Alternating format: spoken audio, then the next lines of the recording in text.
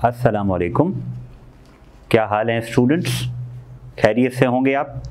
तो हमने chapter 3 start किया था। डिस्कवरीज के बाद हमारे पास टॉपिक आता है रेडियो एक्टिविटी। ठीक है, रेडियो एक्टिविटी जो है, इस फिनोमेना को एक्सीडेंटली डिस्कवर किया था हेनरी बैकरल ने, जब वो एक ओर पे काम कर रहा था, और वो ओर था यूरेनियम का, जिसका बहुत ही डार्क और ब्लैकिश कलर था। इस वजह से उसका नाम था पिच ब्लेंड। पिच लफ्ज का मतलब है डार्क। तो इसने देखा कि उस मिनरल से, जो यूरेनियम का मिनरल था, ओर था, उससे कुछ रेडिएशंस निकल रहे थे जो इनविजिबल थे, और वो इनविजिबल रेडिएशंस जो हैं वो फोटोग्राफिक फिल्म पे अपना इम्प्रेशन छोड़ रहे थे, अफेक्ट कर रहे थे फोटोग्राफिक फिल्म को। तो इसने कहा कि ये जो रेडिएशंस हैं, ये सारे मटेरियल्स को इसने एक करके उसके साथ रखा। किसके साथ? फोटोग्राफिक फिल्म के साथ। तो जो यूरेनियम का ओर था, उसकी वजह से फोटोग्राफिक फिल्म पे असर हो रहा था। तो इसने कहा था ये जो ओर्स निकल रहे, ये जो रेडिएशंस निकल रहे हैं, ये उस यूरेनियम के ओर से निकल रहे हैं। आगे चल के इसने ये देखा कि उन जो रेडिएशंस का है वो रेट, वो है यूनिफॉर्म रेट, माना उनकी रफ्तार ना बढ़ रही थी ना कम हो रही थी। जिस पेस से वो निकल रहे थे उसी पेस से वो निकल रहे थे।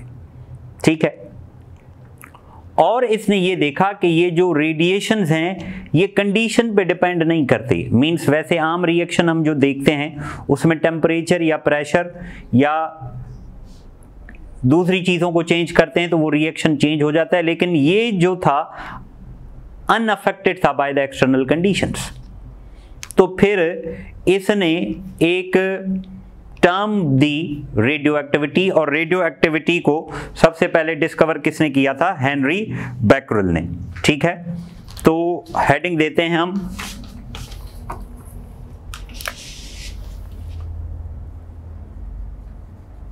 Radio activity. और ये रेडियो एक्टिविटी जो है ये हमें प्रोवाइड करती है क्या? Confirmation of electron and proton. Electron और प्रोटॉन की कंफर्मेशन प्रोवाइड करती है। इसको किसने डिस्कवर किया था, इंट्रोड्यूस किया था? ये किया था हेनरी बैकरल। ठीक है, जब वो वर्किंग कर रहा था किसके ऊपर? Working on the mineral of uranium. ठीक है, पिच ब्लेंड। अब आप सोच रहे होंगे कि पिच ब्लेंड का फार्मूला क्या है? पिच ब्लेंड का फार्मूला है UO2, यूरेनियम डाइऑक्साइड, और इसमें स्मॉल अमाउंट होता है किसका? यूरेनियम ट्राइऑक्साइड का, UO3 का। ठीक है, लेकिन मेनली पिच ब्लेंड का मतलब है कि पिच ब्लेंड का मतलब है क्या है कि ये। ठीक है, तो इसने ऑब्जर्व किया, क्या ऑब्जर्व किया? कि कुछ इनविजिबल रेडिएशंस निकल रहे थे। ठीक है, तो इसकी अगर हम डेफिनेशन बनाएं तो डेफिनेशन क्या बनेगी? Spontaneous emission of invisible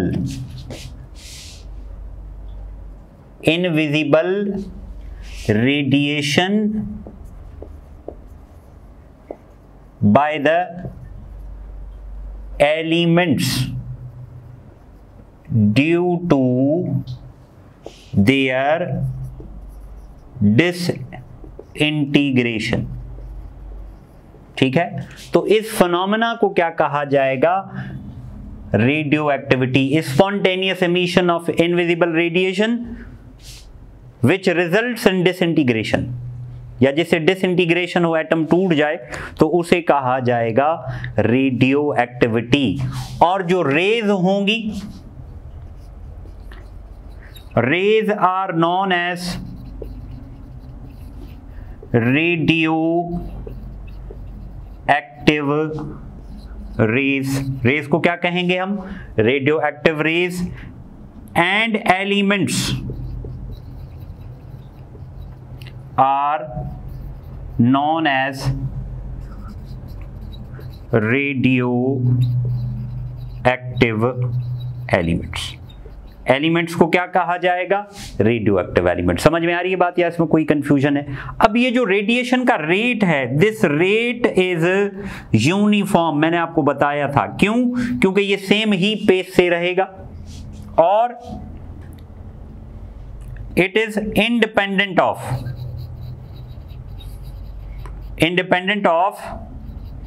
external conditions. External condition पे ये डिपेंड नहीं करता। ये किस पे डिपेंड करता है, एलिमेंट की नेचर के ऊपर। कोई एलिमेंट रेडिएशन इमिट करेगा, कोई एलिमेंट रेडिएशन इमिट नहीं करेगा। हम ये कह सकते हैं कि this is the inherited property of an element. Note करें आप इसको, तो हम आगे बढ़े।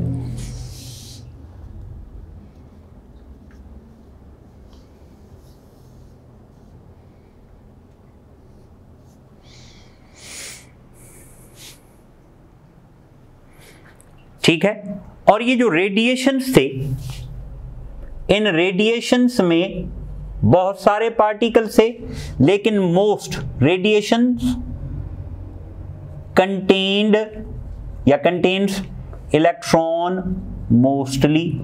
और कौन से एलिमेंट्स करते हैं, मोस्ट एलिमेंट्स आफ्टर लेड।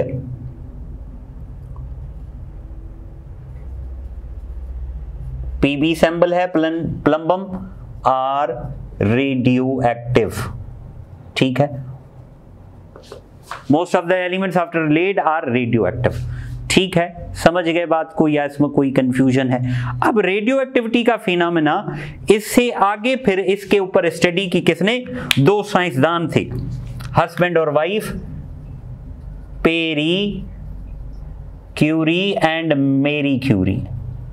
ठीक है, पेरी क्यूरी और मेरी क्यूरी ने क्या किया, they also worked on radio activity, और इन्होंने एक नया एलिमेंट आइसोलेट किया। और वो नया एलिमेंट कौन सा आइसोलेट किया, रेडियम फ्रॉम द मिनरल। ठीक है, they isolated a new element,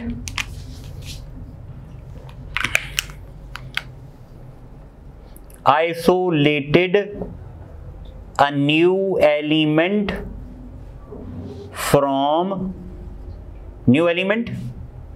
from mineral as radium। ठीक है, इन्होंने नया एलिमेंट्स डिस्कवर किया, उसका नाम क्या था, रेडियम था। अब इन रेडियो एक्टिव रेज को जब इलेक्ट्रिक फील्ड से गुजारा गया तो ये रेज तीन हिस्सों में बट गए। एक वो जो प्लस की तरफ मुड़े, दूसरे वो जो माइनस की तरफ मुड़े, तीसरे वो जो कहीं नहीं मुड़े, मींस दे वेंट अनडिफ्लेक्टेड। तो यहीं से पता चलता है कि type of radioactive rays. ठीक है, तो रेडियो एक्टिव रेज की जो टाइप्स हैं वो कितनी हैं, वो तीन हैं। तो अब हम हेडिंग देंगे types of radioactive rays. Types of radioactive rays।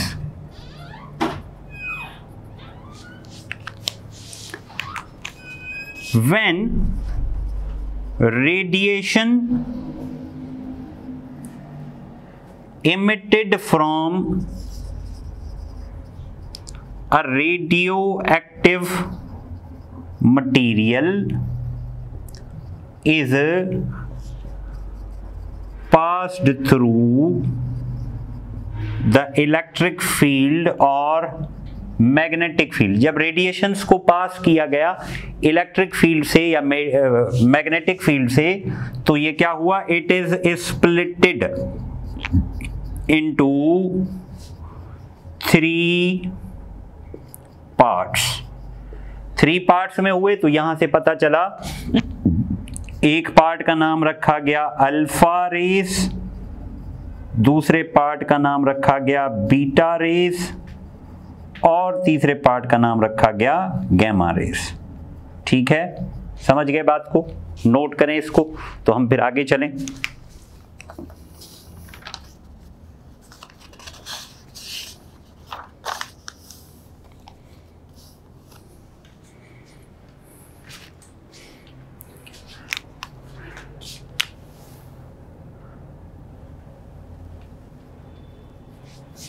ठीक है, यहां देखें, यहां हमने एक ब्लॉक रखा है, लेड ब्लॉक, ठीक है, और उस लेड ब्लॉक में हमने रेडियो एक्टिव एलिमेंट रखा है, ठीक है, कोई सा भी।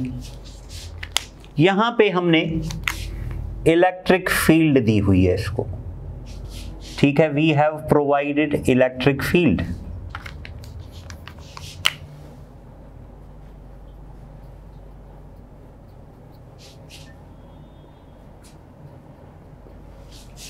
तो इलेक्ट्रिक फील्ड से जैसे ही हमने इसको गुजारा तो क्या हुआ कि ये रेडिएशंस 3 हिस्सों में बट गए, एक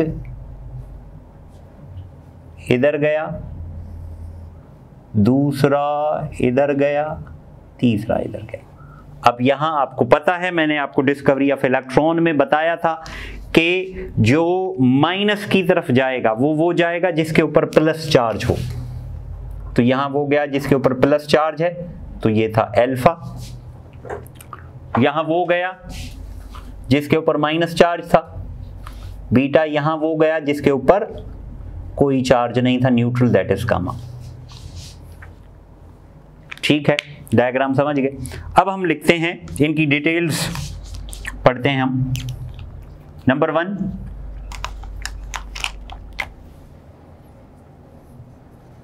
अल्फा रेज, ठीक है, यूं लिखते हैं अल्फा रेज।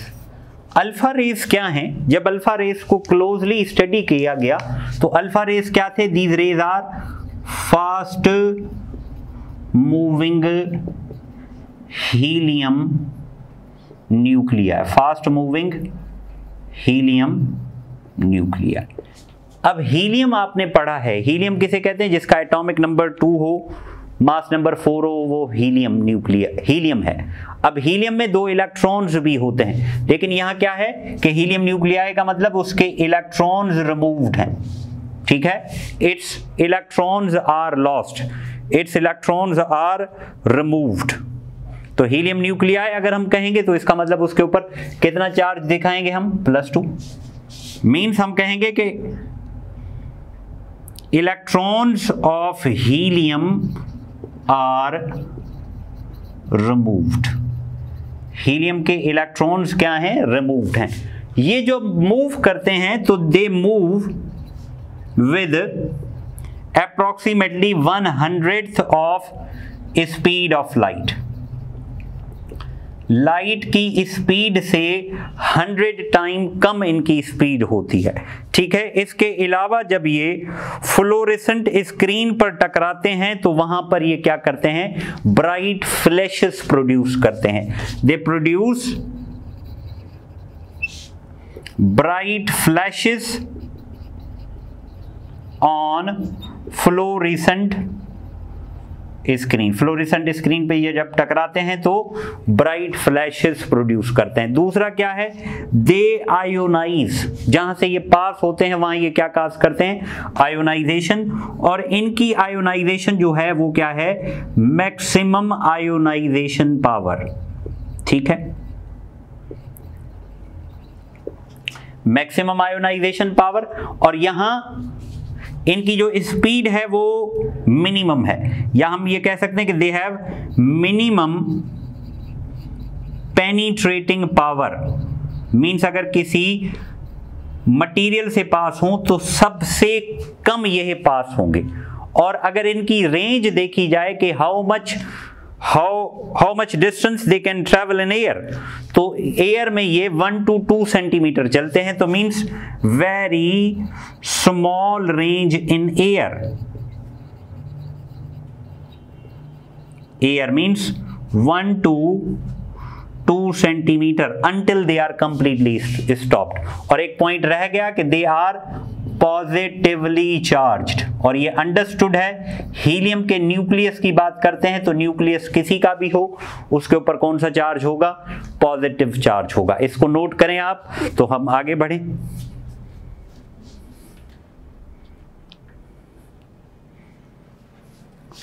ठीक है,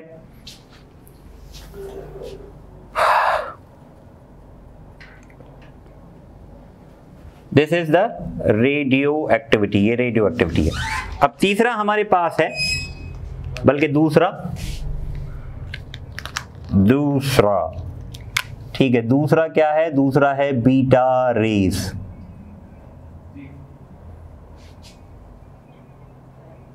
बीटा रेज क्या हैं? Beta rays are fast moving electrons, ठीक है, fast moving electrons. Beta rays are fast moving electrons, fast moving electrons हैं। और क्या है?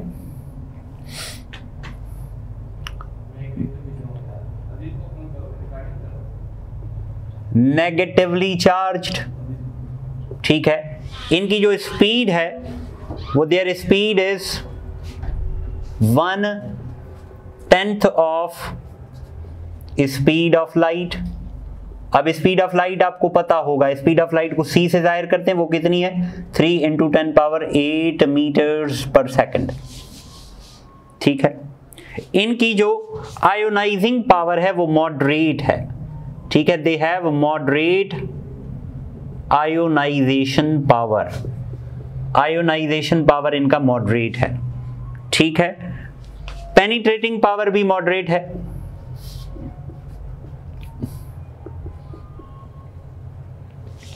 Moderate means they can pass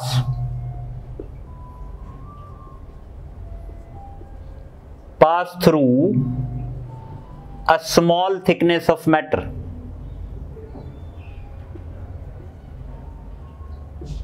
ठीक है। मैटर की स्मॉल थिकनेस से ये आसानी से पास हो सकते हैं।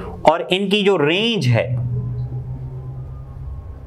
Range is 1 to 2 metre in air until they are completely stopped, ठीक है।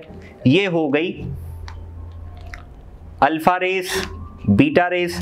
तीसरी आती है हमारे पास, नंबर 3 इज गैमा रेस, ठीक है।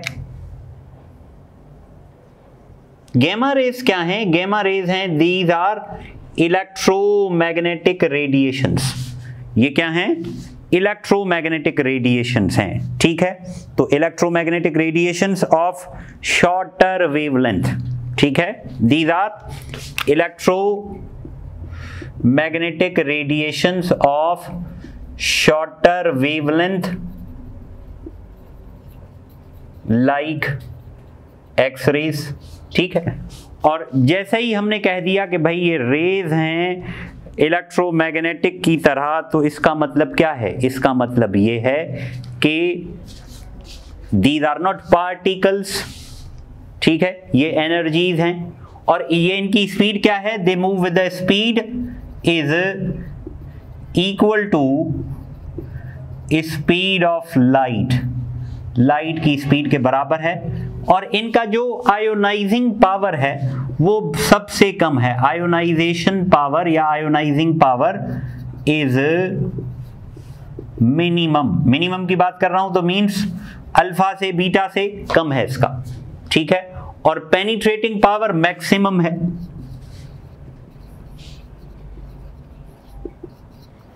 पावर इज मैक्सिमम मींस ये इवन लेड से, लेड में भी they can travel up to 15 to 20 centimetre. Range is 15 to 20 centimetre in lead. अब आप हिसाब लगा लें, लेड एक सॉलिड किस्म का मटेरियल है, वहां से ये पास हो रहे हैं, तो ये क्या है, ठीक है। इसको आप नोट करें, इसमें कोई कंफ्यूजन हो तो मेरे से पूछें।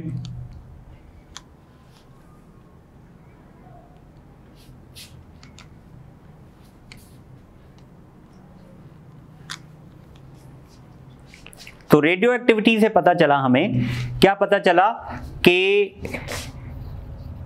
एलिमेंट जो एटम जो है वो हम उसको इनडिविजिबल नहीं कह सकते, ठीक है, कि एटम इज डिविजिबल। एटम क्या है? एटम डिविजिबल है और इट कैन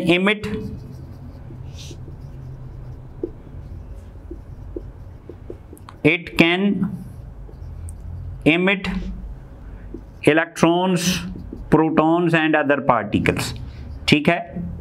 तो इसीलिए हमने जब रेडियो एक्टिविटी लिखा था तो हमने लिखा था कि it is the confirmation of electrons and protons. इसको नोट करें आप, तो हम फिर इसके कुछ एमसीक्यूज की प्रैक्टिस करते हैं।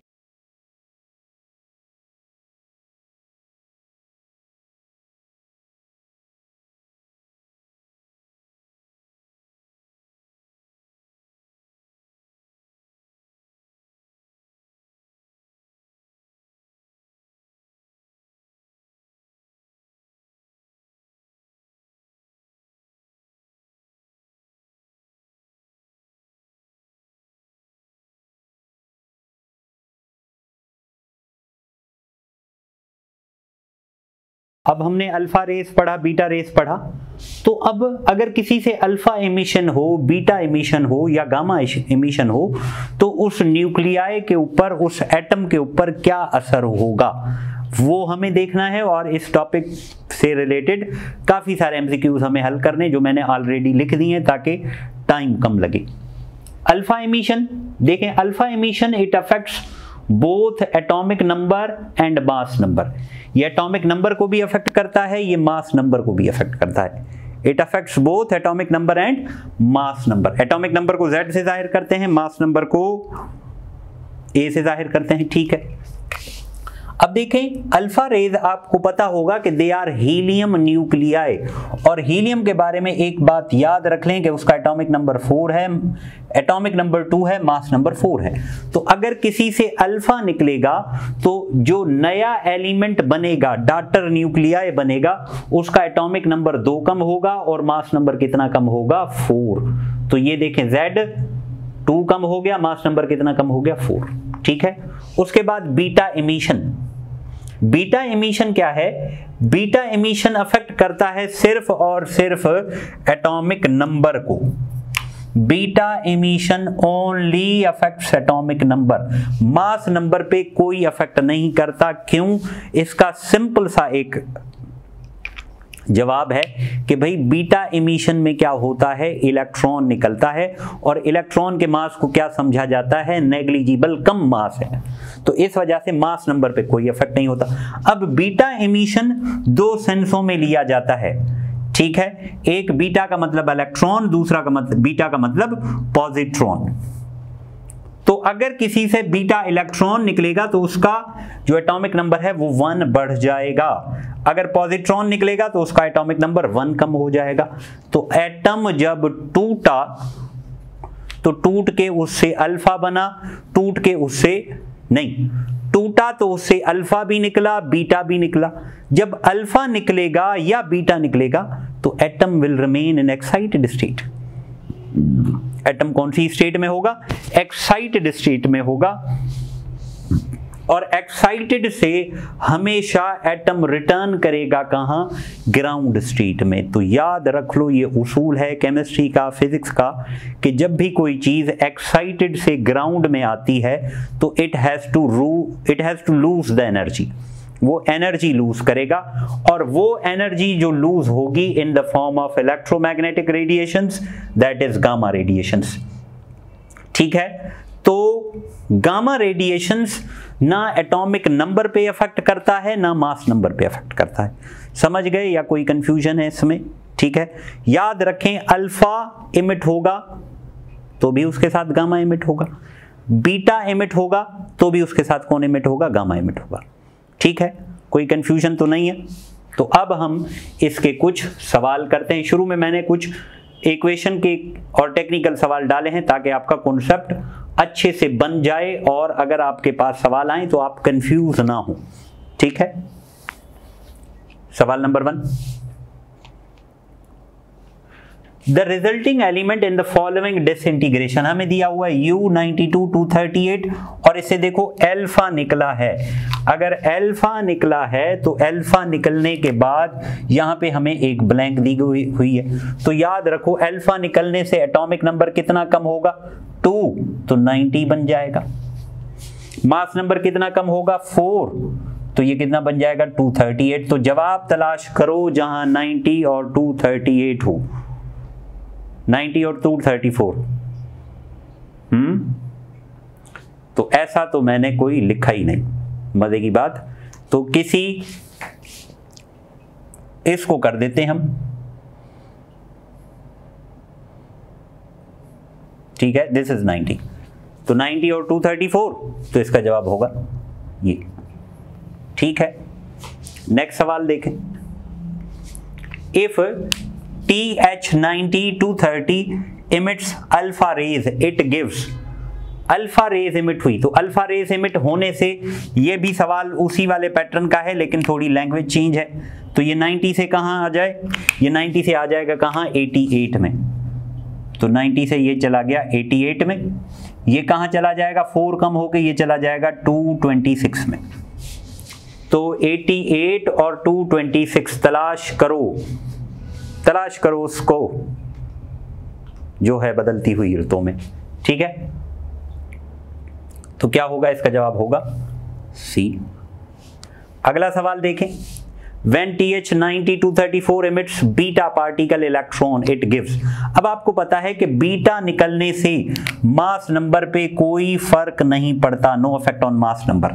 एटॉमिक नंबर क्या होता है, एटॉमिक नंबर इंक्रीज होता है, कितना इंक्रीज होता है, 1। तो 90 से 91, तो हमें 91 तलाश करना है और 234 तलाश करना है, 91 और 234,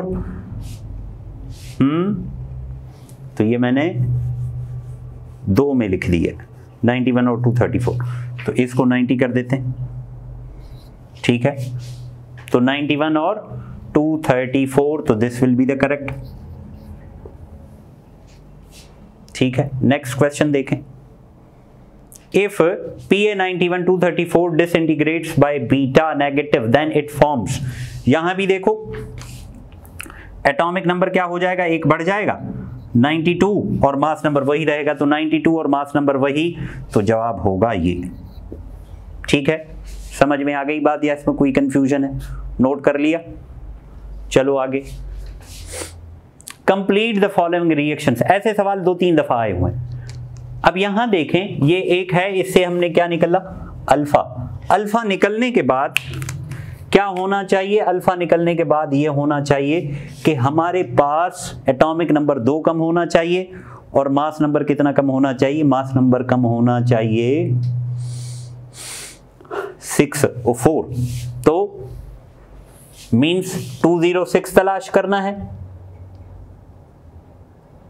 और ये कितना होगा 84, 206 और 84, तो 206 और 84 इस ऑप्शन में है, तो this will be the correct option, ये 84 कर लो। आगे देखो, identify the missing in the reaction.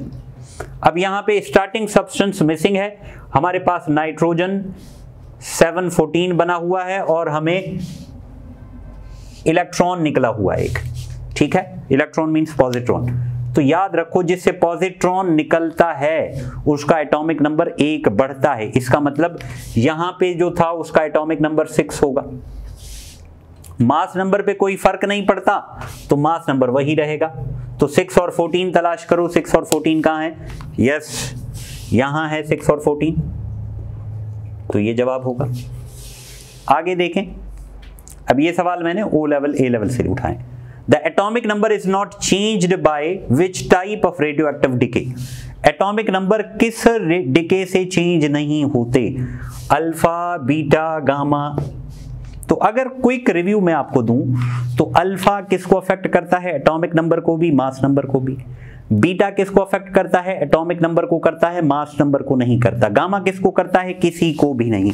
तो इसका जवाब क्या होगा कि कौन है जो एटॉमिक नंबर को अफेक्ट नहीं करता, that is gamma.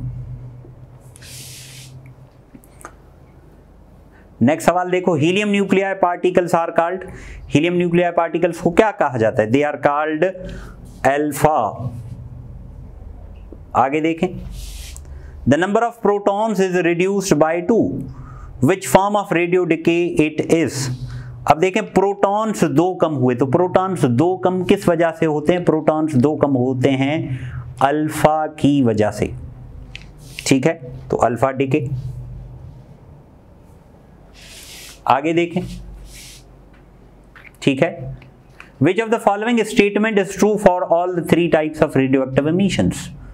They are deflected by electric field, क्या इलेक्ट्रिक फील्ड में डिफ्लेक्ट होते हैं, हाँ। अल्फा होता है, बीटा होता है, गामा नहीं होता, तो ये तीनों के लिए सही नहीं। दे आयोनाइज गैसेस, आयोनाइजेशन सारे करते हैं, तो इसका जवाब होगा ये option B. Emit light completely, ये सारों पे मैच नहीं करता। नेक्स्ट सवाल देखो, gamma rays have no mass and charge of +1, no mass and no charge, no mass and charge of +2, mass of 1 AMU and charge of +1। तो यहां क्या है, गामा का क्या है, no mass and no charge. ये last, alpha particle consist of, alpha particle हम किसे कहते हैं, हीलियम न्यूक्लियाई को। तो हीलियम न्यूक्लियाई में क्या होते हैं, 2 protons and 2 neutrons, means 2 protons and 2 neutrons. ठीक है, समझ गए या इसमें कोई कंफ्यूजन है, नोट करें ये।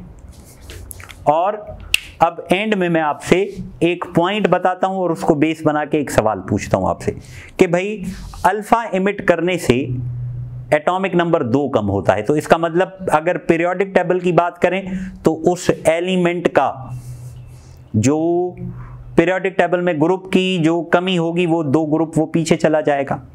ठीक है, अगर 5 में है तो 3 में चला जाएगा, 3 में है तो 1 में चला जाएगा, 1 में है तो कहां जाएगा, ये आपका सवाल।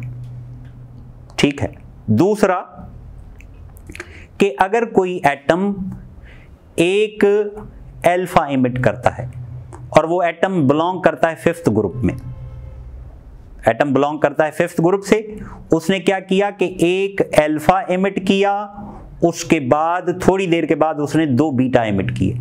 तो अब बताओ, इनिशियल एलिमेंट था 5th ग्रुप में, तो फाइनल एलिमेंट कौन से ग्रुप में होगा, if this element emits 1 alpha followed by 2 beta, कौन से ग्रुप में होगा और पहले एलिमेंट और जो बनने वाले एलिमेंट में क्या रिलेशन होगा। आई होप आपको ये लेक्चर समझ में आया होगा, इस पे हमने MCQs भी डिस्कस किए। Thanks for watching, Allah Hafiz.